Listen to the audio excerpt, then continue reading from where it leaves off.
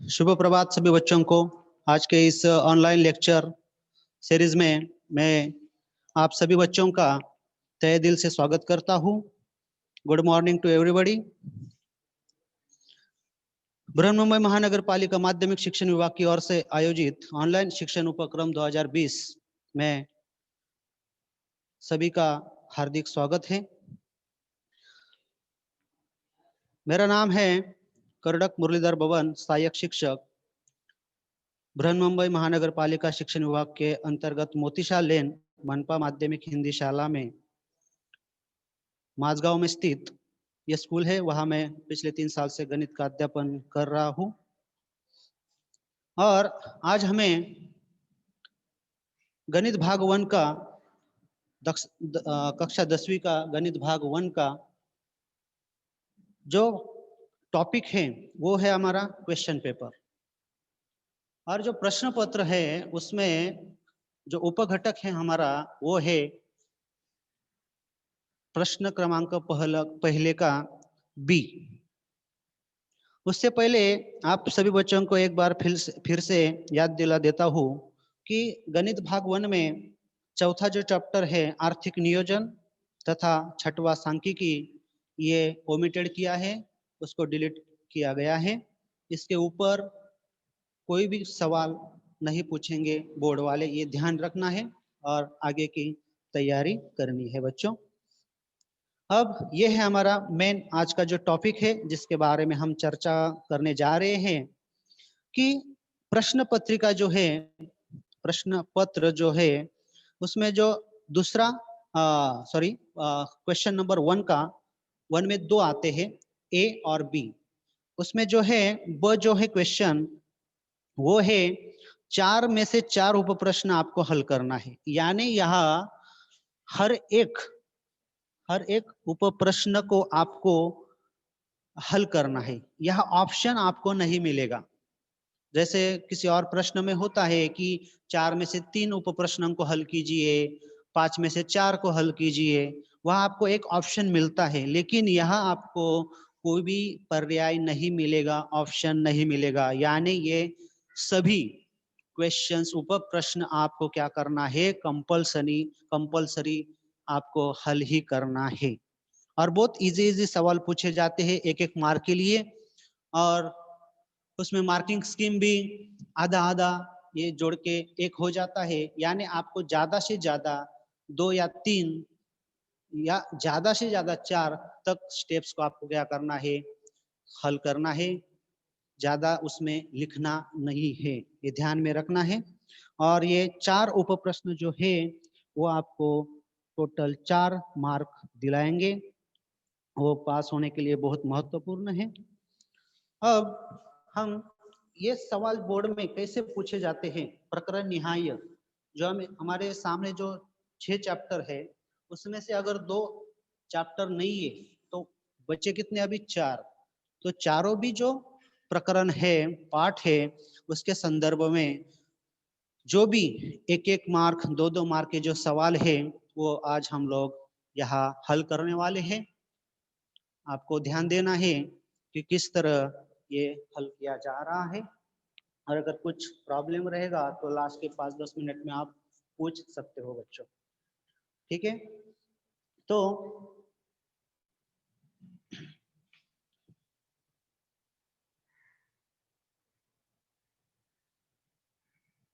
यह देखो, पहला ही सवाल है आपके सामने। किसी युगपत समीकरणों के लिए यदि d बराबर -5, dx बराबर 15 और dy बराबर -10, ये पहला।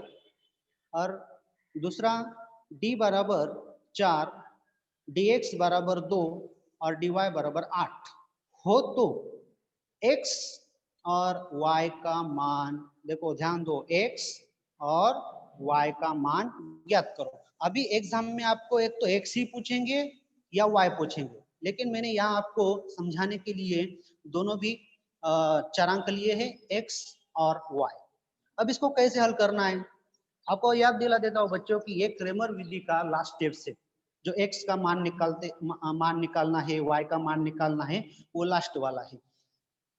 तो देखो x का मान, उसका सूत्र है बटे में d आता है, आपको मालूम है, तो dx बटे d, अंश में dx, क्योंकि x का मान निकालना इसलिए dx बटे में d ही आएगा, भले वो x हो y हो। अब मान रखो, इसमें कीमतें रखो, dx का मान कितना है 15, तो यहां हम लिखेंगे 15, 15 और d का मान है, देखो ये सवाल मैं पहला सॉल्व कर रहा हूँ, हाँ, तो आप बोलेंगे यहाँ दो दो है, तो मैं पहला लिख लेता हूँ यहाँ, dx बराबर 15, d बराबर -5। अब ये भागाकार सभी बच्चों को आना चाहिए। 5 के पहाड़े में 15 कितने नंबर पे है, 5 के पहाड़े में 3 नंबर पे, तो ये 3 से कटेगा, तो हमारा आंसर आएगा -3। ये माइनस क्यों आया, क्योंकि नीचे देखो -5 था, ओके, तो वो ऋण चिन्ह 3 को लगा दिया है, तो x का मान हुआ हमारा -3। देखो इस तरह बहुत इजी सवाल है, इसमें कितने स्टेप्स है, ज्यादा से ज्यादा 2 स्टेप्स है, इसमें एक सूत्र है और दूसरे में क्या करना है, मान रखना है और गुना भाग जो भी है वो करना है, क्रिया करनी है, गणितीय क्रिया। तो सूत्र को आधा मार्क रहेगा और कीमतें जो रखनी है, आंसर निकालना उसको आधा, टोटल कितने हो गए 1 मार्क। अब जैसे x का मान निकाला उसी तरह y का भी मान निकालेंगे, तो y का मान, अब देखो यार x का मान निकालने के लिए dx रखा, तो y का मान निकालने के लिए dy बटे d, मैंने पहले कहा भले x हो या y हो, आपको बटे में क्या रखना है, d ही रखना है। मान रखो, dy का मान कितना है, पहले एग्जांपल में -10 और d कितना है -5। अभी आप बहुत ध्यान देने वाली बात है कि समान चिन्ह है दोनों तरफ, ऊपर अंश और हर में, तो दोनों क्या हो जाते हैं, प्लस हो जाते हैं, माइनस माइनस प्लस। 5 के पाड़े में 10 2 नंबर पे है, 2 से कटेगा, तो y बराबर कितना आएगा बच्चों, y बराबर, y का मान बराबर 2।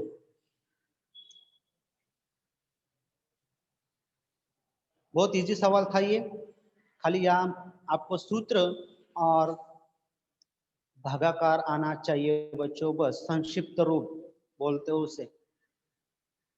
देखो अभी इसी तरह दूसरा हम हल करेंगे, या 2 सवाल दिए थे मैंने, दूसरा देखो अभी रोमन अंक वाले दूसरा, x का मान बराबर dx बटे d, ये सूत्र है, बार बार याद करो, 10 बार लिखो, ध्यान में आ जाएगा, याद रहेगा। dx कितना है 2 और d कितना है 4।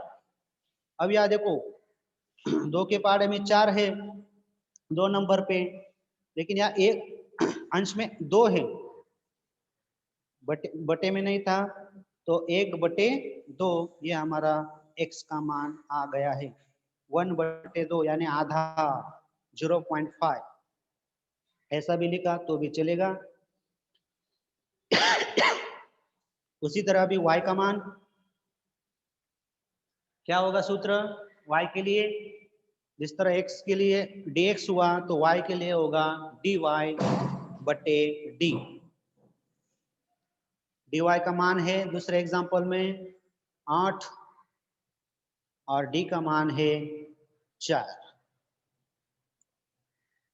तो 4 एकम 4, 4 दूनी 8, कितना हो गया 2।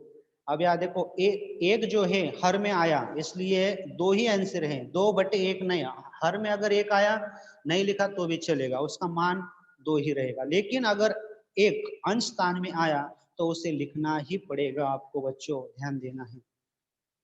इस तरह ये x और y का मान यहाँ आपके सामने, ये सूत्र के जरिए, देखो ये सूत्र है, ये सूत्र है, उसको आधा मार्क, ये भी सूत्र है, मतलब यहाँ आपको अगर सूत्र मालूम है तो ही आप उसे हल कर पाओगे बच्चों, ध्यान देना है, सूत्र के ऊपर ध्यान देना है।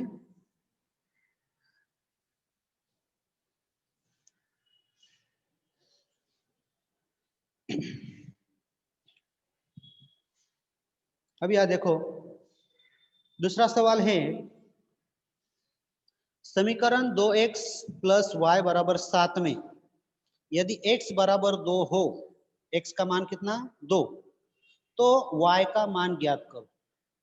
मतलब दो चरांक ही है, यहाँ दो चरांक दिए हैं x और y, और x2 और x ये दोनों के बीच में गुणे का चिन्ह होता है, लेकिन हम गणित में लिखते नहीं। ब्रैकेट लिखते हैं तो गुना ही होता है, और यहाँ कुछ लिखा नहीं, चिन्ह नहीं, इसका मतलब वो गुणे से ही उसे अटैच है, इसीलिए उसे गुणांक भी कहा जाता है। देखो बच्चों, गुणांक यानी गुणे का चिन्ह है वहां। अब दिए गए जो समीकरण है, दिए गए समीकरण में हमें x का मान मालूम है, दो चरांक है यार, दो चरांक वाले रेखीय समीकरण किसे कहते हैं? जिसमें जिस समीकरण में दो चरांक हो और उसका घात जो है, कोटि जो है वो एक होती है, उसे कहते हैं दो चरांक वाले रेखीय समीकरण। और यहाँ दो चरांकों में से एक चरांक हमें मालूम है x बराबर 2। तो यहाँ देखो हमारा जो समीकरण है उसमें x बराबर 2 रखना है। तो समीकरण लिखा है 2x + y बराबर 7। तो x का मान है 2 और x और 2 के बीच में गुणे का चिन्ह है, इसलिए गुना 2 गुना 2 + y बराबर 7। अब ये गुना करो, 4 + y बराबर 7।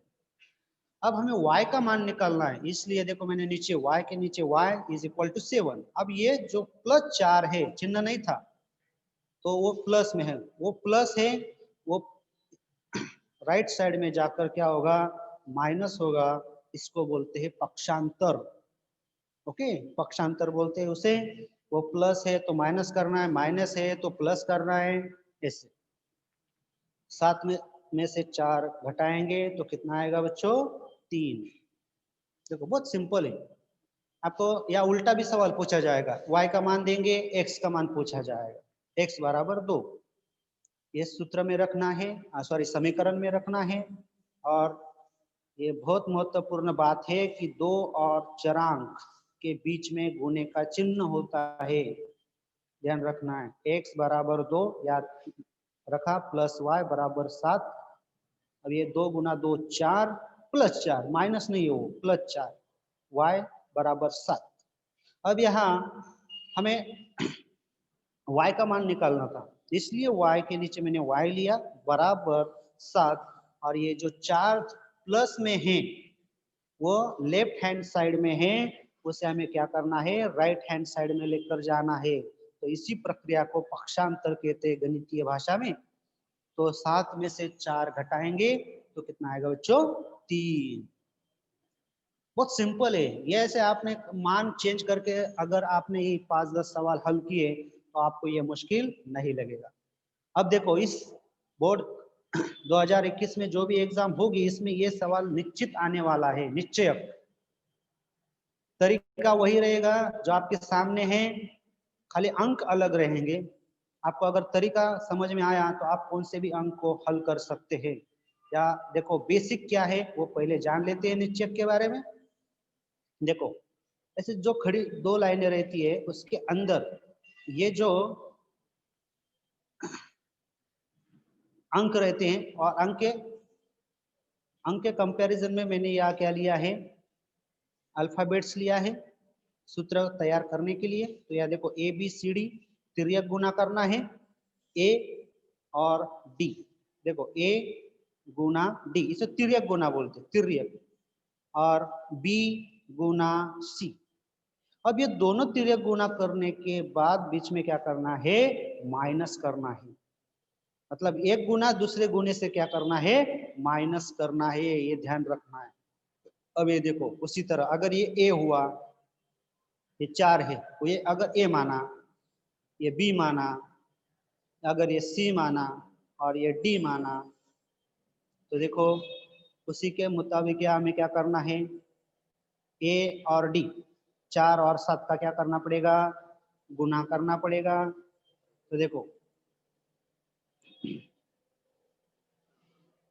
पहले इसे लिख लेते हैं, 4 गुना 7 और दूसरा है B गुना C 3 गुना 2। और ये दोनों गुणांक को क्या करना है, एक गुणे से दूसरे गुणे को क्या करना है, घटाना है, ऋण चिन्ह देना है।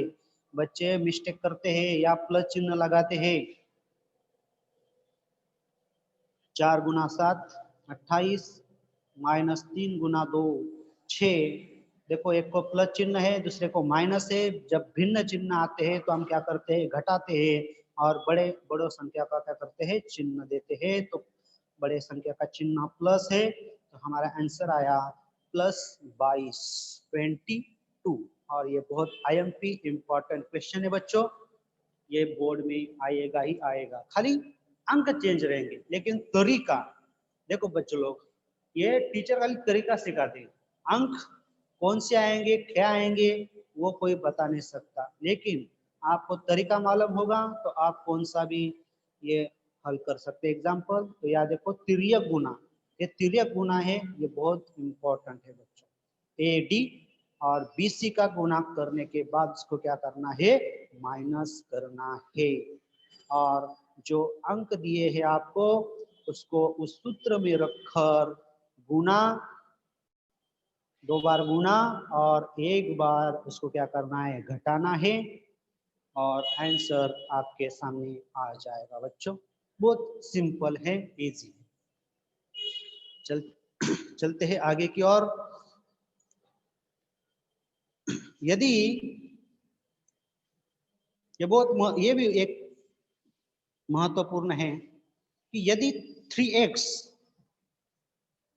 + 2y = 10 तथा 2x + 3y = 15 हो तो x + y का मान ज्ञात करो।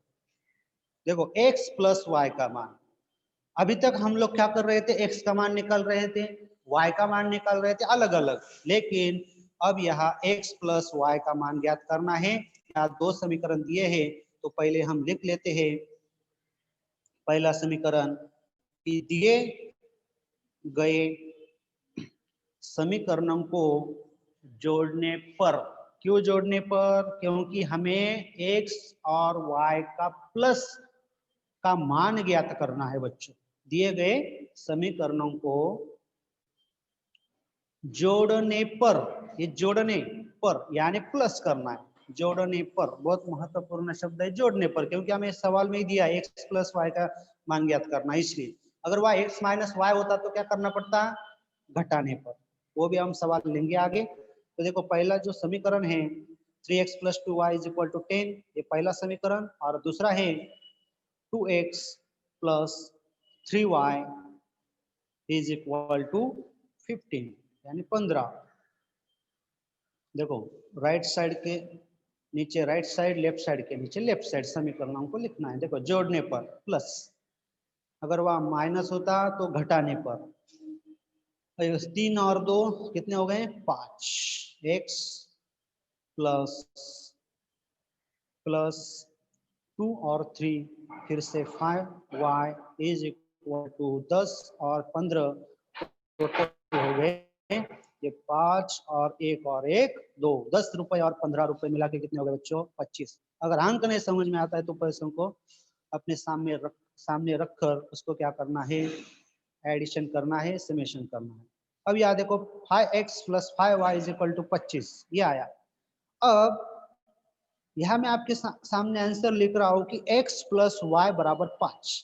अब ये जो है, ये बहुत सारे बच्चों को समझ में नहीं आता। ये क्यों नहीं आता, तो अभी देखो इसका स्पष्टीकरण में यहाँ लिख दे रहा हूं। देखो 5x + 5y = 25। अब इसको क्या करना, दोनों पक्षों को 5 से भाग देना है। क्यों 5 से, क्योंकि जो भी गुणांक आपके सामने है वो सभी के सभी यहाँ 5 के पहाड़े में हैं, इसलिए यह 5 कॉमन है। तो देखो 5 से 5 कट गया, इरेज कर दिया मैंने उसको, तो क्या बचा, केवल x। ये 5 और ये 5 कट गया, क्या बचा, y। और = 5 की पहाड़े में 25 कितने नंबर पे है बच्चों, 5 नंबर पे है, इसलिए ये आया 5। और हमारा आंसर आया है x + y = 5। ये अगर x प्लस y के लिए पूछा है तो जोड़ना, और अगर x माइनस वाई पूछा है तो क्या करना पड़ेगा। देखो अभी अलग दूसरा एग्जांपल लिया है, 5x प्लस 4y, ये पहला समीकरण दूसरा है, और आपको पूछा है x माइनस वाई, ये पूछा है। अब दिए गए समीकरणों को मैंने पहले जोड़ने पर कहा था, अभी क्या बोलना पड़ेगा, लिखना पड़ेगा घटाने पर, क्योंकि हमें प्रश्न पूछा है माइनस का, x माइनस वाई, इसलिए अब ये पहला और दूसरा समीकरण लिख लीजिए। 5x plus 4y is equal to 14, ये एक नंबर का समीकरण है। दूसरा है 4x, दूसरा समीकरण 4x plus 5y is equal to 13। 13 आपको नहीं दिख रहा है ऊपर का, लेकिन यहाँ है 13। अब इसको क्या करना है, घटाना है। अब प्लस करने के लिए कोई चिन्ह भिन्न बदलते नहीं, लेकिन यह जब घटाते हैं हम लोग एक समीकरण से दूसरा समीकरण, तब क्या करना पड़ता है, ये बहुत महत्वपूर्ण है। याद देखो +4 है, दूसरे समीकरण की तरफ देखना, ऊपर के नहीं, +5 और ये +13, ये है दूसरे समीकरण में गुणांक। अब ये माइनस है, इसलिए ये चिन्ह क्या होंगे, अपरोक्ष होंगे, यानी अपोजिट होंगे। चिन्ह बदलना है, चिन्ह बदल देना है। तो बदलना है इसका मतलब क्या, आपने मन से नहीं लेना। प्लस का है तो इसका विपरीत करना माइनस, प्लस है तो माइनस, और ये प्लस है तो माइनस। अगर माइनस होता तो आप क्या करते, प्लस करते। इसको बोलते चिन्ह बदलना। तो याद देखो, मैं जो चिन्ह बदल दे रहा हूँ उसको मैं राउंड अप में लिख रहा हूँ। देखो राउंड में लिखा हूँ, सर्कल में लिखा हूँ, वही आपको अभी क्या करना है, काउंट करना है। ऊपर के प्लस वाले जो है वो अभी काउंट करना नहीं है। चिन्ह बदलने के बाद जो आपके सामने चिन्ह है उसे ही आपको हल करने के लिए लेना है। अब देखो ये प्लस है, ये माइनस है, भिन्न चिन्ह है तो घटाते हैं, 5 में से 4 गया, 1 बचा। बड़े चिन्ह, बड़े संख्या का चिन्ह प्लस है, केवल x बचा, या अभी माइनस, बड़ा चिन्ह 5 है, सॉरी बड़ी संख्या 5 है, उसका चिन्ह माइनस, या एक एक गुणांक में होता है लेकिन लिखते नहीं हम लोग। इज इक्वल टू 14 में से 13 घटाएंगे तो कितना बचेगा बच्चों, केवल 1, वो भी प्लस में, क्योंकि 14 बड़ी संख्या है, उसका चिन्ह हम यहाँ लगाएंगे। अब x minus y is equal to 1, ये हमारा आ गया फाइनल आंसर। बहुत सिंपल है। x प्लस वाई पूछा तो प्लस करना, जोड़ना, और x माइनस वाई पूछा तो आपको घटाना है, ये याद रखना। देखो ये आपके सामने लिखा है मैंने, x प्लस वाई अगर हो पूछा हो तो प्लस, और x माइनस वाई पूछा हो तो घटाना। ओके बच्चों, बहुत सिंपल है, और इसी पद्धति से एग्जाम में आपको क्या है, क्वेश्चन को हल करना है। आगे ये थोड़ा सा अलग सवाल है निश्चय का, ये 1 मार्क, कभी कभी 2 मार्क के लिए भी पूछा जाता है बच्चों। जो यम दिख रहा है आपको, एम जो दिख रहा है उसका मान आपको क्या करना है, यहाँ निकालना है। पूरा निश्चय का मान आपको दिया है 22। देखो पूरा निश्चय का मान दिया है 22, यानी एडी माइनस बीसी बराबर 22 दिया है आपको, मतलब पूरे निश्चय का मान दिया है, और एक अंक आपको क्या करना है, निकालना है। तो यह देखो सूत्र मालूम है आपको, सॉरी पूरे निश्चय का दिया है 22। अब यहाँ आपको सूत्र मालूम है, एडी यानी 4 गुना 3, 4 गुना 3 माइनस 5 गुना m, m is equal to 22, यानी ये दोनों का गुना करने के बाद जब हम घटाएंगे तभी कितना आंसर आएगा, 22। तभी यहाँ देखो 4 गुना 3 12 minus 5 Ekam 5, 5m is equal to 22। अब हमें m की वैल्यू निकालना है बच्चों, m की, इसलिए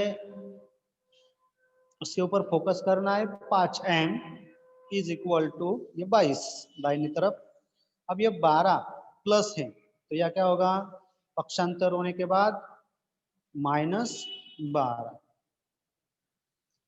अब यह देखो -5m इज इक्वल टू 22 में से 12 गए बच्चों, कितने बचे 10।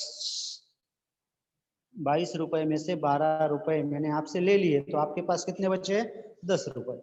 अब यहाँ फिर से पक्षांतर, केवल हमें m की वैल्यू निकालना है, इसलिए 10 और ये जो -5 है वो m को क्या क्या है गुने से।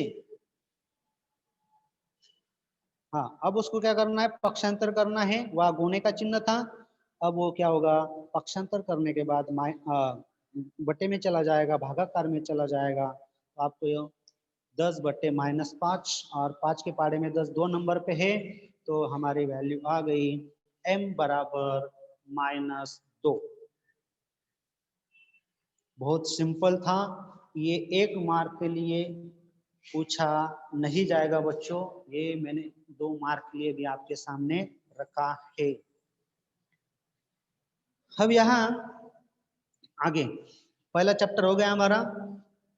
अब दूसरा है वर्ग समीकरण। इसमें निम्नलिखित वर्ग समीकरणों को मानक और एबीसी के रूप में लिखना है। एबीसी का मान लिखना है और मानक रूप लिखना है। पहले तो वर्ग समीकरण का मानक रूप हमें मालूम होना चाहिए, वो क्या है, ax वर्ग plus bx plus c is equal to 0। ये मानक स्वरूप है, ये मानक रूप है, स्टैंडर्ड फॉर्म है वर्ग समीकरण का। और उसमें a, b और c इसका मान हमें सेपरेट लिखना है, सेपरेट अलग से लिखना है, वो चरांकों को छोड़कर।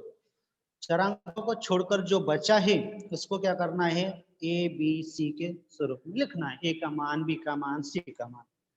अब यह देखो a x वर्ग है, मतलब यहाँ a का मान कितना रहेगा 1, मतलब ये ऊपर दिए गए समीकरण में है। लास्ट वाला c जो पद है उसको कोई जोड़ीदार नहीं रहता, चरांक, वो अचर पद है, वो है -3। लेकिन अभी देखो यहाँ बीच वाला जो पद है bx वो यहाँ मौजूद नहीं है, वो आपको दिया नहीं है। अब अगर दिया नहीं है तो हम कहाँ से लाएंगे उसको, लिखेंगे, लेकिन अपने मन से लिखेंगे, गुणांक अपने मन से लेंगे, चरांक अपने मन से नहीं लेंगे, क्योंकि वहां चरांक दिया है x, तो वहां आपको x ही लेना है प्लस में 0x। वहां y नहीं लिखना है, केवल हम 0 मन से ले सकते, चरांक अपने मन से नहीं ले सकते। ओके, क्योंकि वहां x दिया है, अगर y दिया होता तो y देते, z दिया है तो z देते, लिखते वहां।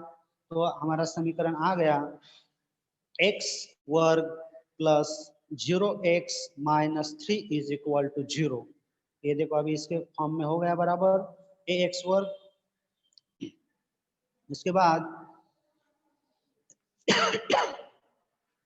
a बराबर 1, b बराबर 0 और c बराबर -3। इसका मतलब ये है बच्चों कि कोई भी जो आपको समीकरण दिया जाता है उसको पहले क्या करना है, वर्ग समीकरण जो मानक रूप है उसके कंपैरिजन में लिखना है, उसके तुलना करनी है। अगर कोई पद लुप्त है तो उसे हम अपने मन से ले सकते हैं। अब यहाँ देखो मैंने 0 के बदले यहाँ x लिखा है, वो प्लस में, तो दाहिनी लेफ्ट हैंड साइड में क्या होगा, माइनस होगा x और -3 इज इक्वल टू 0। अब यहाँ देखो a बराबर कितना है 1, b बराबर -1, हमेशा साइन के साथ ही लिखना है, और c बराबर -3। देखो ये है हमारा वर्ग समीकरण का मानक रूप, उसके संदर्भ में ही आपको क्या करना है, ऊपर जो a, b और c जो वैल्यू दी है उसको आपको क्या करना है, लिखना है। लेकिन यहाँ एक ध्यान देने वाली बात है बच्चों कि यहाँ एग्जाम में पूरे के पूरे 3 नहीं बताएंगे, पूछेंगे आपको, केवल कोई दो पूछेंगे, ए बी पूछेंगे या बी सी पूछेंगे या ए सी पूछेंगे। ओके, अब एक सवाल यहाँ लेते हैं कि y square is equal to 4, y square, y का वर्ग बराबर 4। मानक रूप फिर से लिख लेते हैं, एक्स वर्ग plus b x plus c is equal to 0। अब यहाँ देखो x के बदले यहाँ क्या लिखा है y, तो हमें अब y ही हम अपने मन से y लिखना है और 0 अपने मन से ले सकते हैं। तो y स्क्वायर ये अचर पद है यानी c है, ये c है, ये c है, क्योंकि उसको कोई चरांक जोड़ीदार नहीं है, इसका मतलब वो अचर, अचर यानी उसकी कीमत चेंज नहीं होगी, मान चेंज नहीं होगा। अब याद देखो अपने मन से क्या लिया मैंने, 0y, y अपने मन से नहीं लिया, वो चरांक है ऑलरेडी इसलिए, और 0y माइनस 4, वो -4 क्यों हो गया, क्योंकि वो ऊपर सवाल में हमारे 4 राइट हैंड साइड में था, वो पक्षांतर होने के बाद -4 हुआ, इसलिए -4। और a की वैल्यू, b की वैल्यू, c की वैल्यू आपके सामने यहाँ मैंने लिखी। अब है थोड़ा अलग टाइप का सवाल है कि निम्नलिखित वर्ग समीकरणों के मूल लिखो, मूल यानी हल। x प्लस 6 एक ब्रैकेट में और दूसरे ब्रैकेट में x minus 3 is equal to 0। इसका मतलब ये है कि इसका x प्लस 6 का मान भी क्या है, 0, और x माइनस 3 का भी मान कितना है, 0। वह लिख लेना है कि x प्लस ब्रैकेट में है,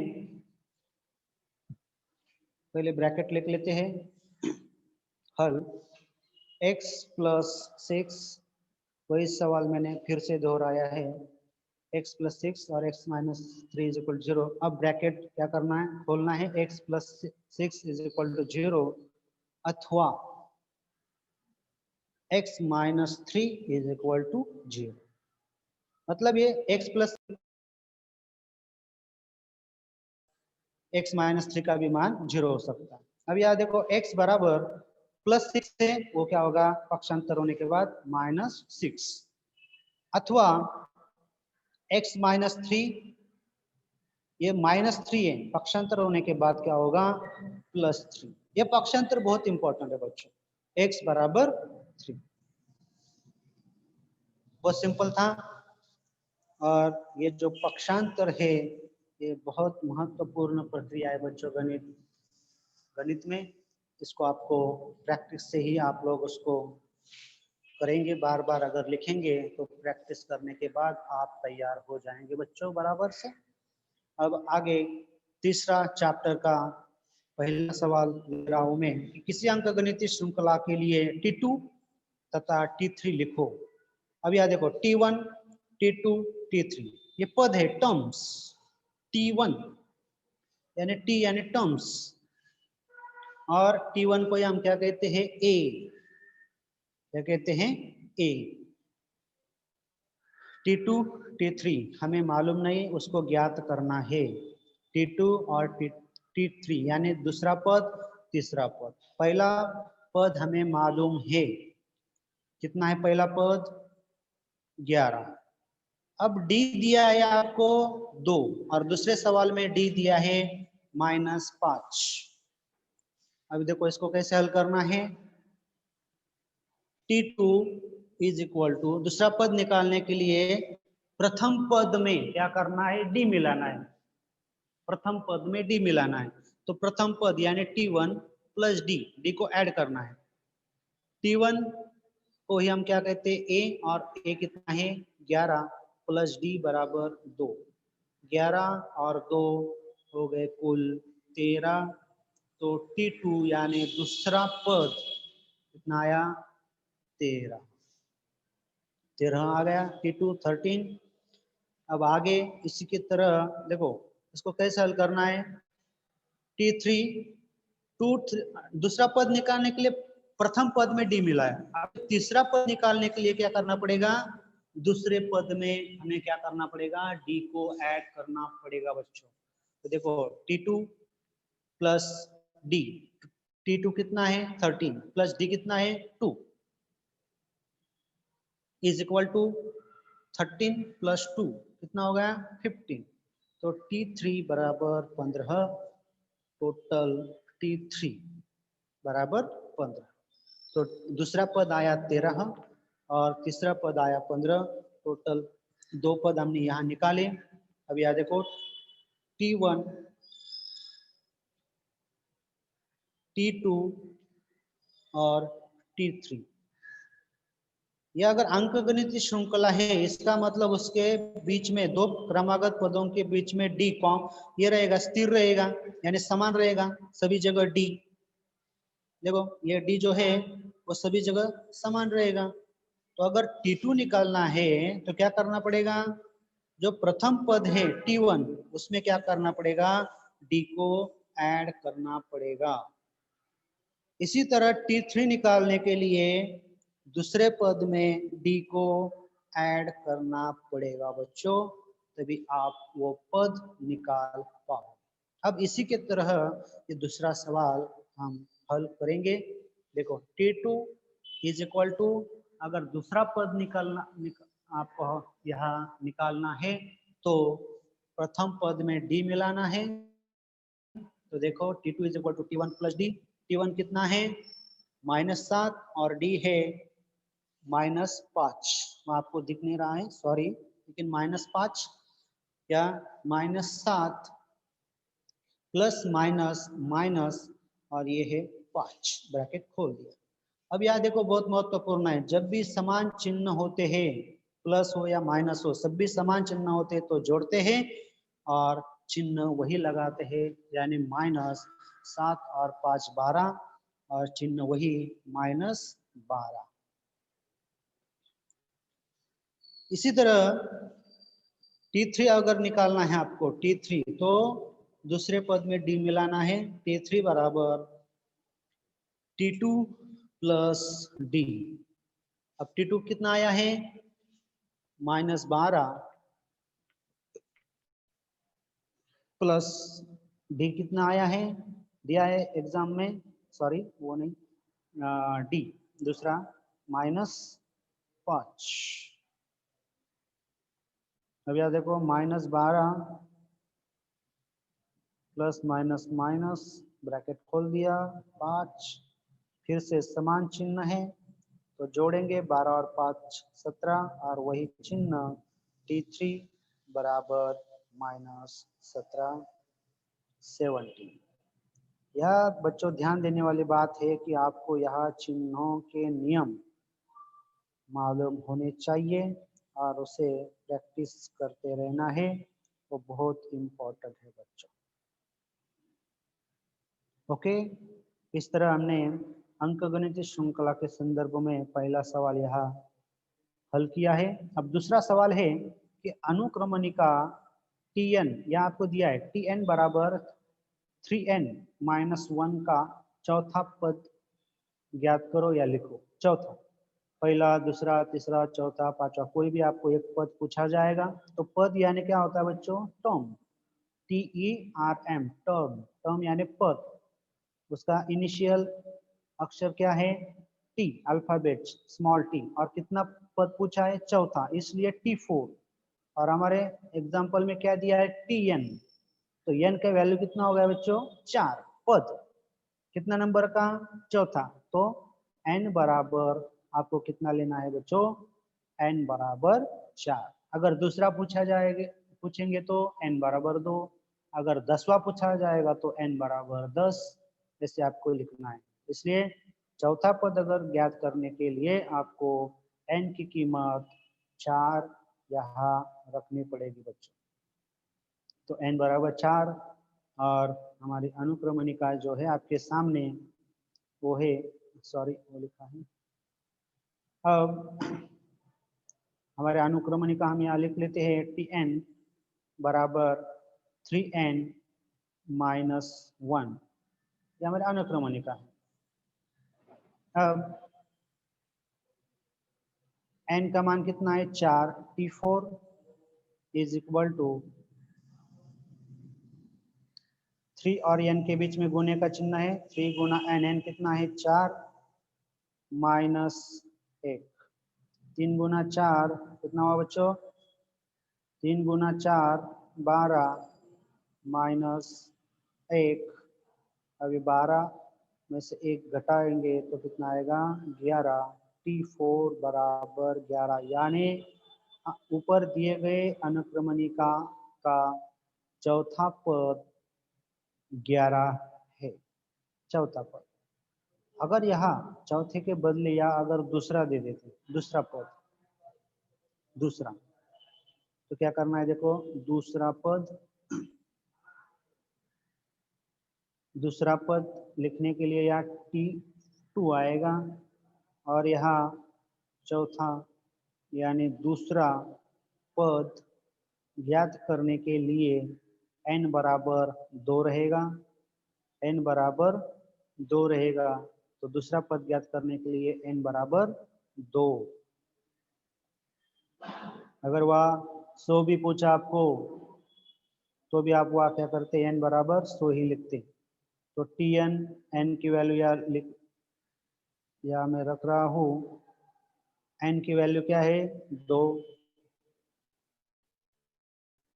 n की वैल्यू फिर से 2 माइनस 1 अब गुना करो 3 गुना 2 6 माइनस 1 6 में से गया 5 यानी अनुक्रमणिका का दूसरा पद कितना है 5 और चौथा पद है 11। आइए अभी चलते हैं आगे के प्रकरण की ओर। निम्नलिखित प्रत्येक प्रयोग के लिए S कैपिटल S यानी नमूना अवकाश और NS की संख्या लिखिए। S यानी नमूना अवकाश और NS नमूना अवकाश और NS यानी नमूना अवकाश की संख्या। अब यहाँ में 3 प्रयोग दिए।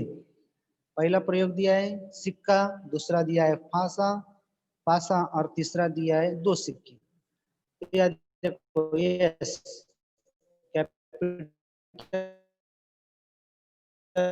यस यस और 5 ये दोनों ध्यान देना है। एक सिक्का उसको 2 बाजू रहती है और एक में रहता है हेड यानी H और दूसरा रहता है टेल। तो एक सिक्का अगर उछाला गया तो एक बार H दिखेगा एक बार टेल दिखेगा। इसलिए ये संख्या कितनी हो गई नमूना अवकाश की 1 2 कैसे आगे से या पीछे से 1 2 2 ही वह घटक है इसलिए नमूना अवकाश की संख्या कितनी आई 2। अब दूसरा है एक पासा फेंका गया तो एक पासा कितने अंक रहते हैं पासा में 6 अंक नहीं रहते वो डॉट्स रहते हैं तो हम उसको अंक दिए हैं 1 2 3 4 5 6। अब कैसे भी गिनो 1 2 3 4 5 6 तो टोटल घटक कितने हो गए 6। नमूना अवकाश घटक की संख्या यहाँ लिखना है NS में। यहाँ एक सिक्का पूछा था या 2 सिक्के पूछे और वो भी एक साथ उछाले जाने पर क्या नमूना अवकाश होगा। तो यहाँ देखो S बराबर धनु कोष्टक में H यानी 2 सिक्के एक साथ उछाले गए। तो पहले अगर हमने 2 सिक्के उछाले एक में H पड़ा दूसरे में भी H पड़ा। अब लास्ट में ये लिख रहा हूं मैं TT यानी टेल और बीच में देखो लिखने का तरीका TH और HT और TH।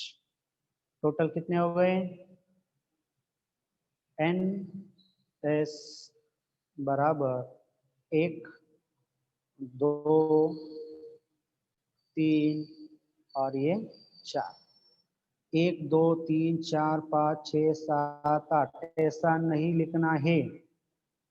ये दोनों 2 सिक्के एक साथ उछाले गए इसलिए यहाँ कितने घटक हो गए 4।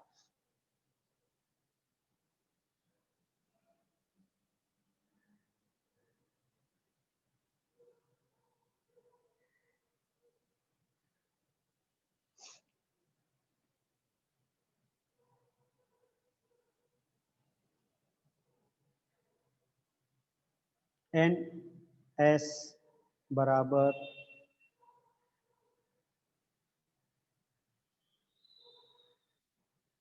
4। टोटल 8 लिखना नहीं है, या आपको लिखना है टोटल 1 2 3 4 यानी 4। तो नंबर ऑफ एस कितने हो गए? 4। बहुत सिंपल सिंपल सवाल आते हैं और ज़्यादातर ये सवाल ज़्यादा पूछा जाता है 2 सिक्के एक साथ उछाले जाने पर। ओके, लास्ट सवाल ये है कि पॉसिबिलिटी के ऊपर है, संभाव्यता के ऊपर है कि एन ए का मान दिया है 4, एन एस नमूना अवकाश घटकों की संख्या दी है 12 और पॉसिबिलिटी ऑफ ए मतलब संभाव्यता ज्ञात करनी है घटना ए की। तो याद देखो सूत्र है P possibilities of a number of ए बटे नंबर ऑफ एस। उसमें क्या करना है, मान रखना है। नंबर ऑफ ए कितना है 4 और नंबर ऑफ एस कितना है 12। तो याद देखो 4 एकम 4 4 गुना 3, याद देखो 4 4 कॉमन है, ऐसे भी आप बोर्ड में लिख सकते हो। 4 4 कैंसल तो क्या बचा 1/3। तो संभाव्यता घटना ए की संभाव्यता P possibilities of A is equal to 1/3। ये संभाव्यता के ऊपर है प्रायिकता। बहुत सिंपल सिंपल यहाँ आपको 1 मार्क के लिए प्रश्न पूछे जाते हैं। अब यहाँ देखो पॉसिबिलिटी ऑफ ए की घटना दी है आपको, संभाव्यता दी है 3/4 और ए घटना दी है 39। तो एन एस निकालना है। आपको संभाव्यता का सूत्र मालूम होना चाहिए बच्चों। यहाँ देखो एन एस निकालना है, इसलिए मैं डायरेक्ट यहाँ सूत्र लिख लेता हूँ एन एस। और वो कैसे आया सूत्र वो भी बाद में देखेंगे। N S is equal to number of ए बटे पॉसिबिलिटीज ऑफ ए। अब ये सूत्र कैसे आया तो यहाँ आपको ध्यान देना है। या देखो हमारा मेन सूत्र क्या होता पॉसिबिलिटीज का, पॉसिबिलिटीज ऑफ ए। अगर घटनाएं की संभाव्यता निकालनी होती तो हम क्या लिखते, नंबर ऑफ ए बटे नंबर ऑफ एस। लेकिन हमें यहाँ नंबर ऑफ एस पूछा है। या देखो इसको हर में 1 होगा तो तिर्यक गुना करेंगे तो क्या आएगा देखो पॉसिबिलिटीज ऑफ ए घटनाएं की संभाव्यता नंबर ऑफ एस गुना घटना ए की संभाव्यता इज इक्वल टू तिर्यक गुना एन नंबर ऑफ ए। अब यहाँ देखो number of S is equal to number of A. अब ये जो पॉसिबिलिटी ऑफ ए जो है वो गुने में है तो यह क्या जाएगा भाग में जाएगा पक्षांतर में। तो P ब्रैकेट ए यानी संभाव्यता ए की। तो ये हमारा सूत्र। डायरेक्ट आप ऐसा डायरेक्ट भी सूत्र लिख सकते हैं, अगर नहीं आया तो आप इस तरह कन्वर्जन भी उसका कर सकते हैं। तो यहाँ देखो अभी ये सूत्र है आपके सामने और आपको यहाँ क्या करना है मान रखना है। नंबर ऑफ ए 39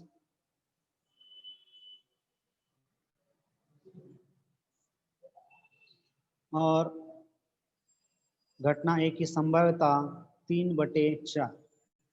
अब यहाँ आपको थोड़ी दिक्कत आती है सॉल्व करने के लिए, लेकिन ये अगर आपको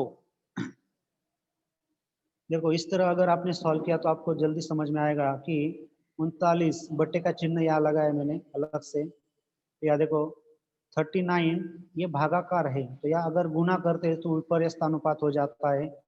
तो 4 ऊपर और 3 नीचे यानी 4 अंश की जगह और अंश हर की जगह 3 से भाग दिया जाएगा तो 13 आएगा। तो 13 गुना 4 कितना हुआ 13 52 52।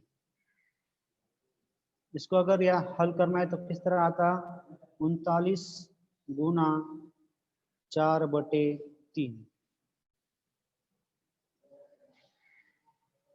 ओके, इस तरह आपको हर एक क्वेश्चन के ऊपर ये ध्यान देना है।